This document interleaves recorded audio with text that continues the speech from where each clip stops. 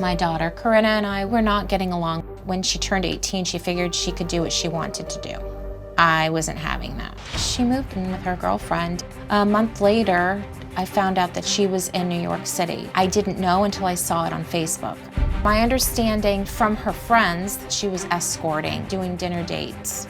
I told her, get your butt home now, and she'd say, I am okay.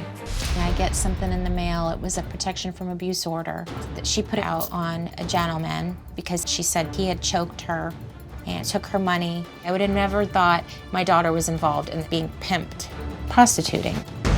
The last time I talked to Corinna was September 20th. She just said, Mom, I'm coming home tomorrow. And I was like, well, if you want to come home tomorrow, you're going to go back to school and you're going to get a job. It was the first time ever that she said she wanted to come home. I was texting her for like a whole week. I never got any response. I asked one of her friends when the last time they saw or heard of Corinna. She just said, nobody's heard from her. She's not responding to my calls or messages. Something's wrong.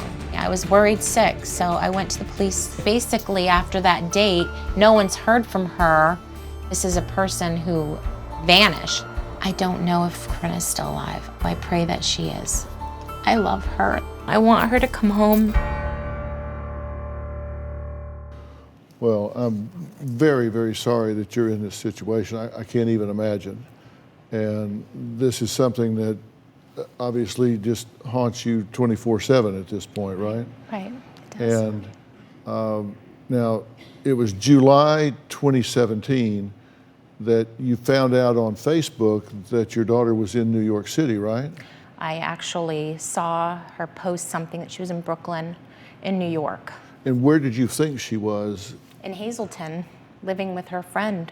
And then there were some Instagram pictures that after she moved to New York that she put up, and they were these pictures that she posted of herself on Instagram in July, then August, and then September. When did you get the inkling that there was prostitution involved? After the investigation started. Okay. I knew nothing until I reported her missing. So then after that, it started, more news started coming out and developing, and then I started to learn that she was involved in human trafficking. Maybe they enticed her there somehow, conned her in a way, and then started to control her. Now, there was an online ad that she posted on September 5th of 17, and this ad was posted at 10:48 p.m., Wow. 15 days before she disappeared. And whether she posted it herself or someone else did in her name, we have no way of knowing. That's what I mean. You don't know. And it says, I am sensual and open-minded, young, sexy Italian woman. I am the epitome of young, beautiful, and fun, and can adapt to any situation or your heart's desire.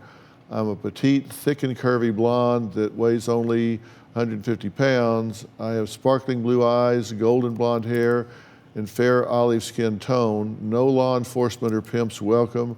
I service all. Does that sound like her at all? No, she never referred to herself as a sexy Italian woman. She never called herself petite. There were online posts that were advertising her on the day before and the day of her disappearance. There were at least 3 posts advertising her. When was this? And they were posted on September 19th. At 4:48 in the morning, on the 20th at 3:54 a.m., and again at 9:27 p.m. Well, for one, she's not 5'6", so I will tell you that right now. She's 5'8". So when I saw this in the news, I knew that they had it messed up anyway, because she's not 5'6", she's 5'8". She's fairly tall. And she knows that. And she knows how tall she is. Yeah. She's not 150 pounds either, but you know, she might say that, I don't know. That didn't sound to me like something way someone would describe themselves. It sounded like somebody that might be trafficking her was writing about her, and is my point. Another thing I want to point out is every time I spoke to her, she never told me a lot of stuff. Like everything, she would turn it around. I don't know if somebody was actually sitting next to her every time she was with me on the phone. So she has to be guarded in what she Right. says. Do you have a story or a question for me? Click the link in the description and tell me what in the world is going on.